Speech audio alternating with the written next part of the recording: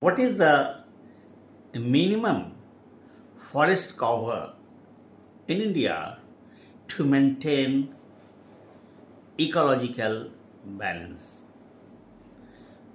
हमारे देश में इकोलॉजिकल बैलेंस के लिए मिनिमम फॉरेस्ट कवर कितना होना चाहिए? The answer is 33%.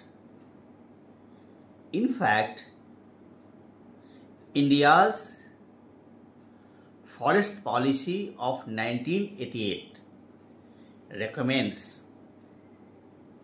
1/3 of the geographical area under the forest or the tree cover,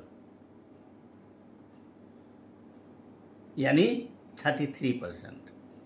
So the minimum forest cover or the tree cover in India is 33% to maintain ecological balance.